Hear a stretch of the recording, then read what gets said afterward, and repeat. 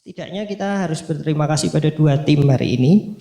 Yang pertama, tim pujian penyembahan yang telah melayani kita dengan sangat baik. Kemudian juga tim penerima tamu yang sudah bertugas ya, dengan segala kedisiplinan untuk melayani terlebih dahulu sehingga kita bisa hadir ya, dilayani dengan sesuai dengan prosedur yang ada ya. Baik, mari kita masuk dalam renungan firman Tuhan. Pagi ini saya mau mengajak kita untuk melihat hal yang mungkin di antara kita sering menjadi hal yang rancu. Ya. Karena itu saya beri judul renungan pagi hari ini dengan judul Siapakah Saya? Ya, ini bukan tentang identitas kita. Kita tahu bahwa identitas kita, Tuhan telah memilih kita sebelum kita ada, sebelum dunia dijadikan, Dia punya rencana buat kita. Tapi pagi hari ini saya mau mengajak kita untuk melihat tentang gereja Tuhan dan jemaat Tuhan. Seringkali ya, kalau yang ini menurut apa yang saya lihat ya di tengah-tengah kita, bahwa ada sebuah pihak yang disebut gereja ya, biasanya diwakili ya, kalau menurut yang saya perhatikan biasanya diwakili oleh Bapak Gembala dan biasanya pelayan-pelayan yang melayani di atas panggung ini gitu ya. Kemudian orang percaya yang lain yang tidak ada di mimbar, terutama yang tidak pernah naik ke atas ini, itu mengkategorikan diri mereka dengan sebutan jemaat atau umat. Tapi pagi ini saya mau mengajak kita untuk merenungkan kembali hal ini. Ya, kalau kita mau jujur, ya kalau saya mau beritahu dengan jujur, ya pembagian seperti ini itu terjadi di abad kegelapan gereja, di masa gelapnya gereja di abad pertengahan. Ya, itu ada pembagian sehingga menimbulkan kekacauan yang luar biasa.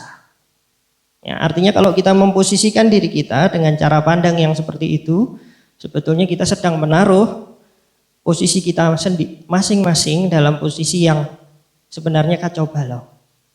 Ya, karena itu mari kita lihat apa sebetulnya, kalau begitu yang menjadi pertanyaan kita, siapa kita? Ya, sebetulnya siapa kita? Ya, secara pribadi pertanyaan ini bertanya, siapakah saya? Ya, kita ini sebagai orang percaya siapa? Di antara kumpulan orang-orang percaya ini kita ini siapa? Nah, itu yang mau sama-sama kita lihat pada pagi hari ini. Ya, mari kita mulai dengan kitab Kisah Para Rasul 11 ayat 26. Mari kita sama-sama bangkit berdiri, kita akan baca ayat ini bersama-sama. Ya, ayatnya sudah ada di belakang saya. Mari kita baca dalam hitungan yang ketiga. 2, 3. Mereka tinggal bersama-sama dengan jemaat itu 1 tahun lamanya sambil mengajar banyak orang. Di Antiochialah murid-murid itu untuk pertama kalinya disebut Kristen. Ya, silakan duduk. Terima kasih. Ya, di ayat ini ya, ini ayat yang memberitahu kita bahwa sebutan Kristen itu pertama kali muncul di kota Antiochia. Ya, di sana kita melihat ada kata jemaat. Ya, saya juga mau mengajak kita untuk melihat kalimat ini dalam bahasa Inggrisnya. Ya. Bapak Ibu mungkin yang tidak mengerti bahasa Inggris saya tidak akan bacakan. Tapi di ayat ini itu ada kata church yang artinya gereja. Ya. Itu ayatnya yang mewakili kata jemaat, yang diterjemahkan sebagai kata jemaat itu ditulis dalam kalimat bahasa Inggris dengan kata gereja. Ya, jadi pada awalnya jemaat Tuhan, kita orang-orang yang percaya, itulah yang disebut gereja. Ya, itu jadi, ini yang harus jadi pegangan kita. Ya. Karena pengertian ini akan mempengaruhi cara kita memposisikan diri. Pengertian ini akan membawa kita pada sikap kita. Ya. Karena ini menentukan. Ya, jadi jemaat Tuhan ya, yang merupakan orang-orang yang percaya itu menurut Alkitab bahasa Inggris itulah gereja. Jadi kita semua inilah, jemaat inilah yang disebut gereja. Ya. Pada awalnya seperti itu. Yang kita sebut kita datang pergi ke gereja ini adalah kita pergi ke gedung gerejanya. Bukan gereja itulah, bukan gedung gereja itulah yang pertama-tama jadi sasaran ketika Kisah Para Rasul ini ditulis. Kisah Para Rasul ini ditulis untuk menunjukkan bahwa gereja Tuhan itulah adalah jemaat Tuhan, orang-orang yang percaya. Gedung ini tanpa adanya orang-orang yang percaya hanya akan menjadi gedung ritual agama. Dan itu banyak di Eropa yang kosong. Tapi yang disebut gereja akan menjadi gereja ketika ada orang-orangnya. Dan orang-orangnya itulah orang-orang yang percaya.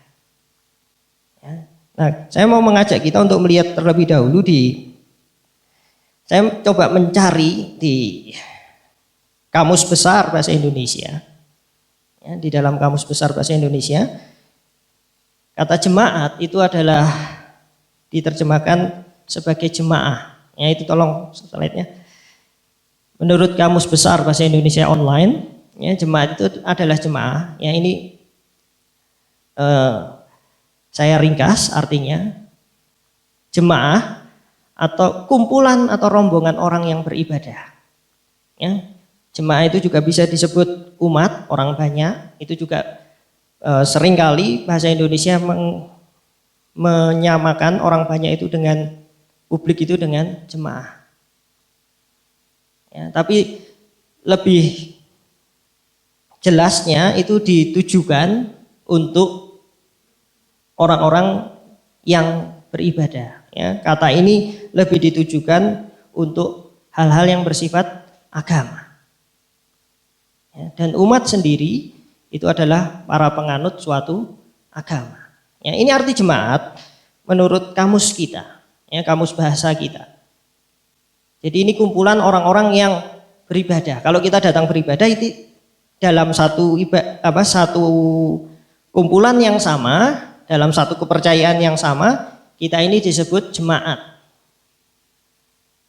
Ya, sekali lagi, ya, jemaah inilah adalah orangnya. Ya. Nah, menurut yang kedua, menurut Alkitab kita tadi seperti yang saya sudah sampaikan, ya, arti jemaat yang kedua, slide-nya, ya, itu kata jemaat itu berasal dari kata eklesia. Nah, eklesia itu artinya kumpulan orang-orang yang dipanggil keluar. Ya. Jadi pada awalnya kita ini dipanggil oleh Tuhan, kita ini di jalan hidup kita akhirnya mempertemukan kita dengan Yesus Kristus supaya apa? Supaya kita dipanggil keluar. Bukan berarti kita ini dipanggil dan kita diam sendirian, tidak bergaul dengan orang lain, bukan. Tapi kehidupan kita itu dipanggil untuk mengenal Tuhan, untuk kita kembali jadi terang. Ya. Jadi ini orang-orang yang dipanggil keluar dari dunia untuk dibawa kepada Tuhan. Setiap kita, orang-orang yang percaya adalah orang-orang yang dipanggil untuk mengenal Kristus. Entah jalannya bagaimana, entah kita lahir sudah belajar mengenal Kristus, atau di tengah-tengah usia kita, dalam perjalanan kehidupan kita mengenal Kristus, tapi semuanya sama. Kita dipanggil untuk mengenal Kristus. Yang berarti kita adalah jemaat Tuhan. Ya, jadi jemaat Tuhan adalah, kita harus ingat bahwa kita semua adalah orang-orang yang dipanggil untuk mengenal Tuhan. Dipanggil keluar untuk menerima kasih Tuhan. Itu hal pertama yang ya, perlu kita perhatikan. Jadi sekali lagi, ya, pengertian kita ini kita harus mulai berubah. Karena Alkitab tidak pernah membedakan antara jemaat Tuhan dan gereja. Gereja adalah semua orang percaya.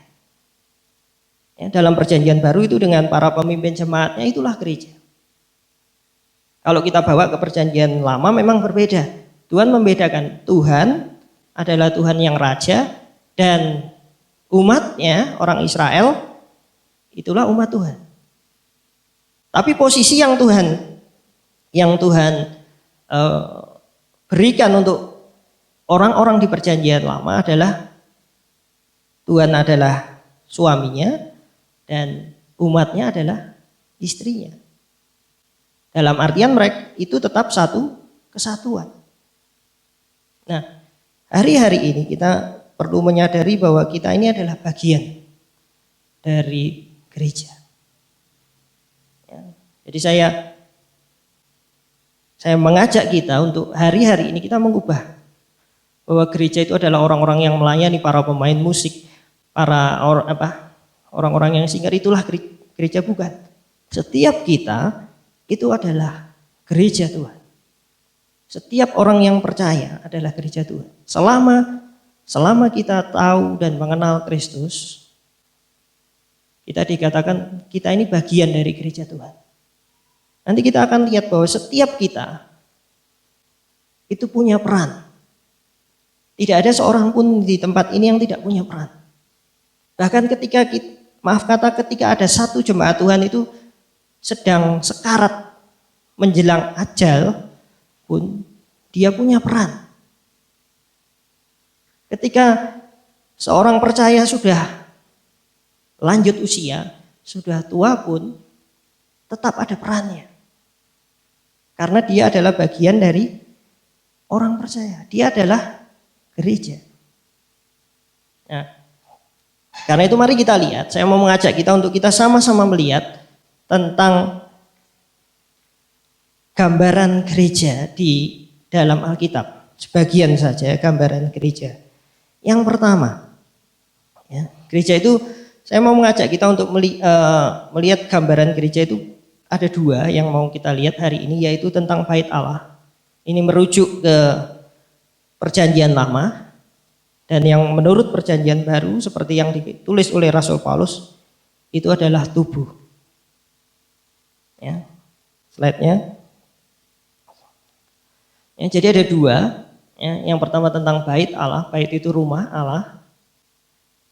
Ya, itu adalah bukan soal gedungnya yang adalah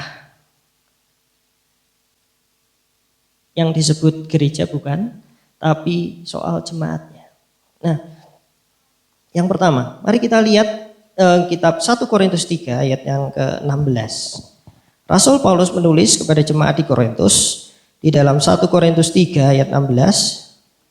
Ya, di sana tertulis, tidak tahukah kamu bahwa kamu adalah bait Allah dan bahwa Roh Allah diam di dalam kamu. Ya, ini Rasul Paulus sedang bicara tentang orang-orang yang sedang berseteru. Ya, jemaat di Korintus pada waktu itu sedang bertengkar tentang siapa yang lebih baik. Ya. Ini ada orang-orang yang percaya karena pemberitaan Injil oleh Rasul Paulus, kemudian ada Barnabas kalau tidak salah, ada yang menyebut golongan Paulus, ada yang menyebut dirinya golongan Kristus. Akhirnya mereka pecah, ya, bertentangan, bukan pecah dalam secara pendapat, mereka tidak satu pendapat.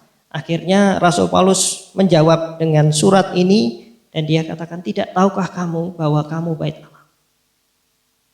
Jadi Rasul Paulus menggambarkan bahwa setiap kita orang yang percaya, kita ini bait Allah. Setiap kita ini rumah Allah. Nah, bait Allah itu tertulis di dalam perjanjian lama. Nah, di dalam perjanjian lama itu ada dua bait Allah. Ya, secara jenisnya.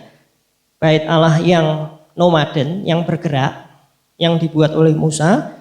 Dan yang kedua bait Allah yang tempatnya permanen pertama kali didirikan oleh Raja Salomo, yang kemudian nanti didirikan di zaman Yesus kalau tidak salah oleh Herodes kalau tidak salah. Saya tidak mengecek sejarahnya.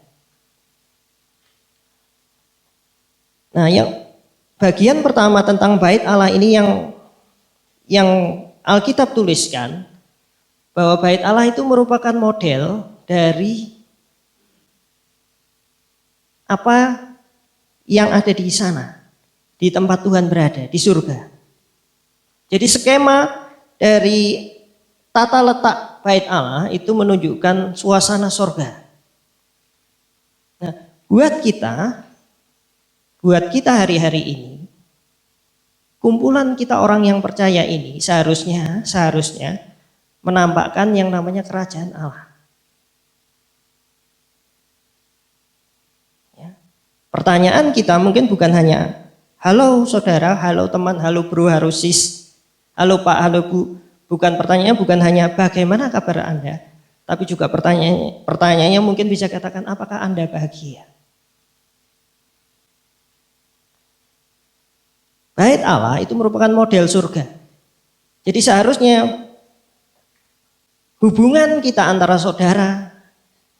saudara seiman kita dengan segala kekurangan kita itu bertumbuh dan berkembang untuk membawa pemodelan hubungan di surga.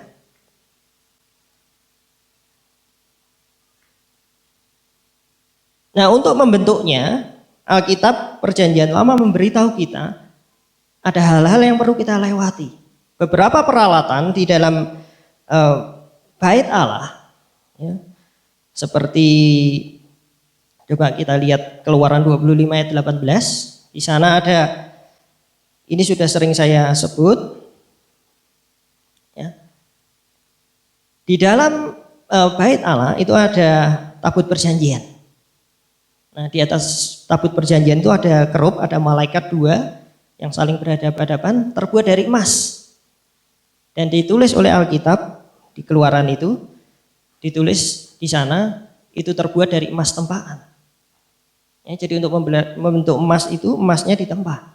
Kita adalah orang-orang yang dilahirkan baru, kita dipanggil keluar dari dunia. Tuhan juga membentuk kita.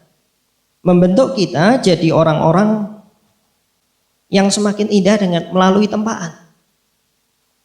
Kita ini bukan dicetak, kita ini ditempa. Anak Tuhan yang militan, ya, orang yang percaya itu dilahirkan dari hasil keselamatan. Tapi orang-orang percaya yang penuh kualitas dihasilkan dari tempaan. Ini posisinya di tempat yang paling mulia, di tempat ruang Maha Kudus, dibentuk dari emas tempaan. Di ruang kudusnya ada pelita juga dihasilkan dari tempaan, emas tempaan. Kemudian minyaknya di ayat berapa itu? Ayat 31, Keluaran 25 ayat 31. Itu ada kandil dari emas murni, dari emas tempaan. Ya, itu juga hasil dari penempaan, bukan dari cetakan. Tempaan itu artinya emasnya dibakar, ya, ketika sangat panas itu dipukul, dipalu. Minyaknya juga, saya tidak cantumkan ayatnya, minyak untuk kandil itu, untuk pelita itu, ya ini loh kandil. Kandil itu seperti ini kira-kira.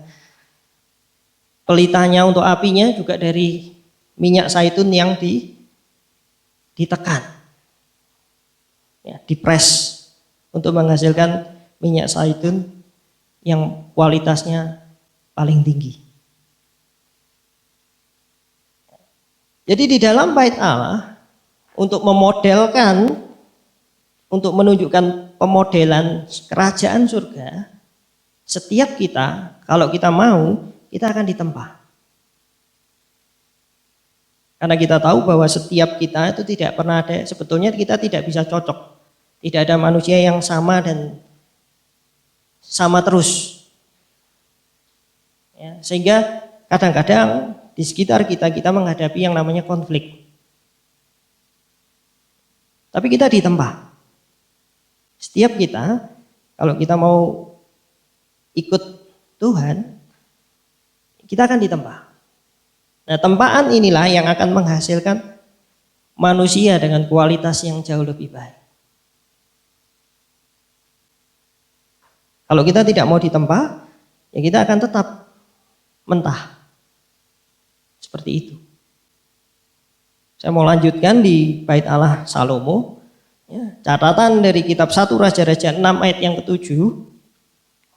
Di sana dituliskan bahwa batu-batu yang dipakai untuk membangun tembok di bait Allah Salomo itu dibangun dengan batu. Ya. Tapi batunya itu sudah disiapkan di penggalian. Ya, jadi waktu batu itu diambil, batunya itu digali, ya setelah digali di tempat itu juga batu itu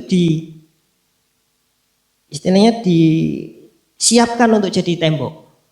Ya, kita tahu tembok-tembok zaman itu pada masa itu adalah tembok-tembok yang besar sekali.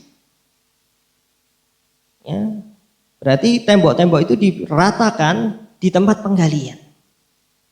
Supaya apa? Supaya setiap batu itu bisa disusun secara pas. Satu di antara yang lain itu bisa saling melengkapi. Dan gambaran inilah yang Rasul Paulus mau tunjukkan buat setiap kita orang yang percaya. Bahwa kita ini adalah satu bangunan. Kita ini adalah satu kesatuan. Satu kesatuan yang didirikan untuk saling membentuk model dari apa yang Tuhan mau di surga. Karena itu kita dibentuk. Supaya apa ya? Supaya kita pas.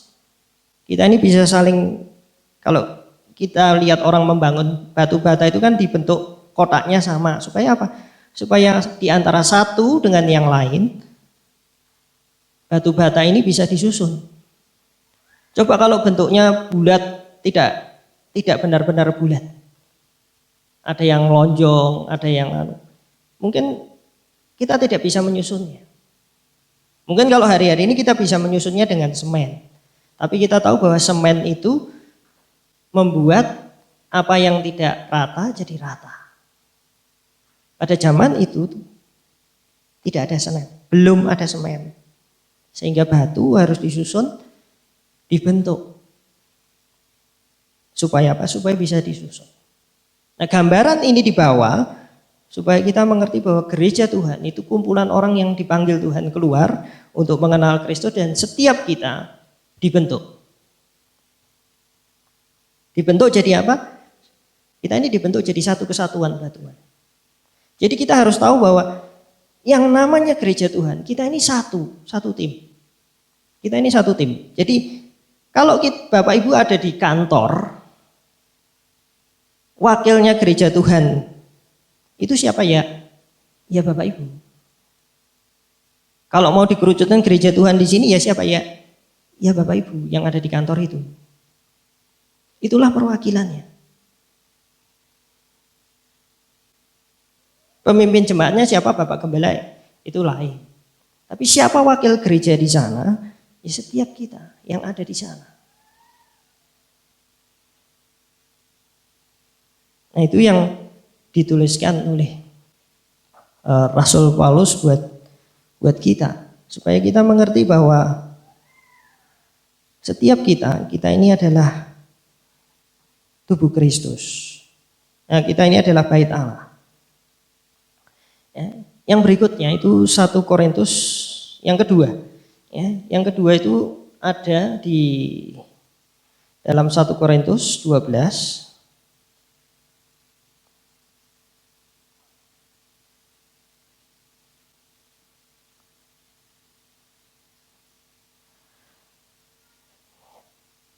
1 Korintus 12 ya.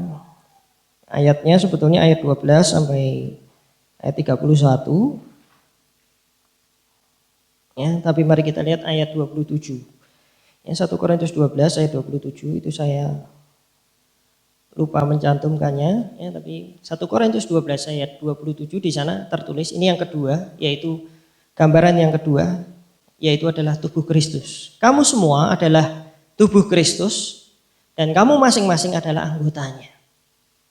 Ya, yang kedua ini jauh lebih jelas. Rasul Paulus menggambarkan bahwa setiap jemaat Tuhan itu adalah bagian dari tubuh Kristus. Kita ini adalah anggota tubuh. Ya, kalau digambarkan ada yang jadi jari, ada yang jadi tangan, ada yang lengan, ada yang mungkin onderdil di dalam jantung, ada yang usus mungkin. Tapi gambarannya jelas bahwa setiap orang yang percaya, setiap kita ini adalah tubuh Kristus.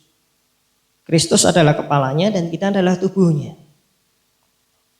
Ya, saya rasa ini gambaran sangat jelas bahwa setiap kita itu ternyata tidak ada pembedaan. Alkitab tidak pernah memberikan pembedaan antara bahwa ini adalah gereja dan ini adalah jemaatnya. Di dalam gereja itulah jemaat Tuhan. Setiap kita adalah tubuh Kristus dan setiap tubuh Kristus itu punya peran. Ya, karena kita semua adalah tubuh Kristus, oleh sebab itu siapapun kita itu punya peran. Coba bayangkan kalau tangan, kita bayangkan kalau seseorang punya tangan tapi tangannya ada tapi lumpuh. Apa yang terjadi? Apakah tangan itu adalah bagian tubuh? Iya. Apakah dia berfungsi? Tidak. Apa yang terjadi dengan orang yang lumpuh tangannya satu? Kita menyebutnya orang yang maaf kata kita sebut orangnya apa? Penyebabnya mungkin stroke, tapi keadaannya jadi tubuhnya apa kalau tidak bisa berfungsi? Ada cacat. Ya. Kalau gereja Tuhan, ya, beberapa bagian dari bagian tubuhnya tidak berfungsi, karena kita mungkin, sudahlah yang lain saja. Dan beberapa orang diam, artinya beberapa bagian itu tidak bisa berfungsi. Apa yang terjadi? Ya, kalau secara tubuh, orang yang mengalami seperti itu, ya, kinerja tubuhnya tidak akan maksimal. Kalau kakinya tidak berfungsi maksimal satu, misalkan karena luka saja, kita tidak bisa berlari dengan baik. Jalan saja mungkin pincang. Nah, gambaran ini mau Rasul Paulus bawa supaya kita mengerti ketika kita ada dipanggil oleh Tuhan, setiap kita punya peran. Kita mungkin katakan saya tidak bisa apapun, tapi kita harus tahu. Dan saya ajak kita semua untuk kita menanamkan di dalam diri kita bahwa setiap kita ini adalah bagian tubuh Kristus. Dan setiap kita itu punya peran. Entah kita mungkin sudah sadari atau belum sadari, kita punya peran. Kita punya bagian. Mungkin bukan di tempat ini, tapi kita punya peran. Nah, mari kita kerjakan peran itu bersama-sama. Ya. Nah, itu semua mengajak kita untuk sama-sama saat memperhatikan, baik itu saudara seiman, kalau ada yang kekurangan, kita belajar untuk saling menanggulangi. Kita saja kalau tangan kanan kita ini gatal misalkan, tangan kanannya gatal, tangan kiri kita pasti berusaha menggaruk. Kenapa? Karena ada koordinasi yang baik. Nah, kita di tempat ini mungkin belum sempurna, tapi mari kita belajar untuk saling belajar berkoordinasi sebagai satu tubuh. Yang namanya kesempurnaan mutlak itu tidak pernah ada sesungguhnya. Tapi setidaknya kita sebagai tubuh Kristus, ya, kita belajar untuk bekerja sama. Baik itu tempatnya, tempat ini, tanggung jawabnya tanggung jawab siapa? Bukan tanggung jawab Bapak Gembala saja, bukan tanggung jawab anak muda saja, tapi kita semua. Karena itu mari kita tanamkan pengertian ini. Setiap kita itu tubuh Kristus. Setiap kita ini tubuh Kristus. Perlu ada pemahaman untuk ini. Supaya apa? Supaya kita tidak menganggap bahwa diri kita ini bukan gereja. Kalau kita menganggap diri kita bukan gereja, maka akan jadi tanda tanya besar, siapakah kita? Karena sebetulnya Alkitab menunjukkan bahwa jemaat Tuhan itulah gereja. Oleh sebab itu mari kita tanamkan pengertian ini. Ya, jadi soal tempat gedung gereja itu tanggung jawab kita semua. Ya, tanggung jawab kita semua. Ya, tentang soal koordinasinya bagaimana itu nanti itu tugas kita untuk kita belajar saling berkoordinasi. Ya, saya rasa itu. Ya. Nah, selanjutnya, kalau demikian, ini gereja Tuhan ini di dunia ini untuk apa sih? Gitu ya, untuk apa? Saya mau mengajak kita untuk kembali ke awal manusia diciptakan. Di dalam Kejadian 2 ayat 15. Ya. Tuhan itu menciptakan Adam dan Hawa untuk mengelola sebetulnya. Panggilan kita, panggilan manusia sebagai manusia, panggilan manusia ada di dalam dunia secara umum adalah untuk mengusahakan dan memelihara. Mengusahakan dan memelihara, artinya mengelola. Pada waktu itu Adam dan Hawa ditempatkan di tempat yang bernama Taman Eden. Disitulah mereka dipanggil dan mereka mengusahakan dan memelihara taman itu. Setiap kita ini punya panggilan. Kita ditempatkan Tuhan dengan pekerjaan kita, dengan tugas kita masing-masing, kita punya panggilan. Untuk memelihara dan mengelola. Kalau kepada Bapak Ibu dipercayakan kekayaan, kelolalah kekayaan itu. Kalau itu kita dipercayakan dengan hubungan sosial persahabatan yang jaringan yang sangat besar, kelolalah itu. Apapun yang dipercayakan kepada kita, mari kita kelola. Itu tugas manusia sebetulnya. Setiap manusia, Tuhan menciptakan manusia untuk kita mengelola. Mengembangkan bakat dan mengelola. Secara lebih khusus lagi panggilan gereja. Markus 16 ayat 15, di sana waktu Yesus berbicara kepada murid-murid, ya ini sebelum menjelang waktu-waktu kenaikan Yesus kembali ke surga, Yesus berkata kepada mereka, pergilah ke seluruh dunia, beritakanlah Injil kepada segala makhluk. Ya. Nah, ini juga hal yang sudah sering saya sebutkan. Pergilah ke seluruh dunia. Kata dunia itu berasal dari bahasa Yunani itu namanya kosmos. Ya, kosmos itu artinya tatanan. Ya, banyak artinya. Salah satu artinya adalah tatanan. Tatanan itu tempat-tempat hierarki. Ya. Kalau itu jabatan ada susunan otoritas jabatan, itu order, tatanan. Dunia ini juga ada tatanannya, ada pemimpin negara, ada pembagian, itu tatanan. Pembagian bangsa-bangsa, ada batas-batas negara, itu tatanan, order. Nah, setiap kita itu ditempatkan Tuhan pada tatanan tersendiri, baik itu pekerjaan, baik itu secara sosial di masyarakat dengan peran kita masing-masing. Setiap kita punya peran. Nah, Tuhan mau supaya kita jadi memberitakan Injil itu di tempat di mana Tuhan menempatkan kita. waktu kita mengelola apa yang dipercayakan kepada kita, Tuhan mau kita memberitakan Injil di sana. Nah, memberitakan Injil itu bukan melulu artinya hanya soal kita berkata kepada orang lain bahwa percayalah kepada Yesus. Tapi sebetulnya seperti yang Yesus kerjakan, dia mencontohkan cara hidup. Kita harus tahu bahwa kekristenan pertama itu bukan soal agama. Ya, simbolnya orang Kristen mula-mula itu bukan salib. Simbolnya ikan, artinya kehidupan. Jadi kekristenan itu pada awalnya soal gaya hidup, cara hidup. Cara hidup inilah yang diteladankan Yesus untuk diikuti para muridnya. Dan usaha kita untuk meneladani cara hidup Kristus, itulah yang kita bawa kepada dunia di sekitar kita.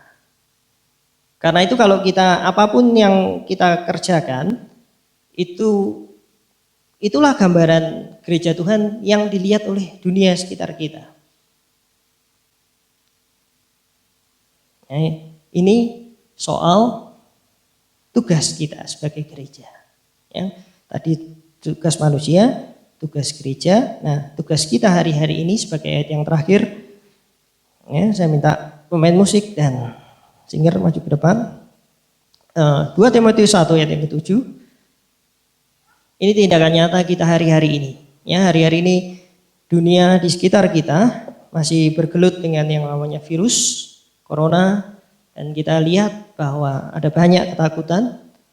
Yang kita harus tahu bahwa banyaknya ketakutan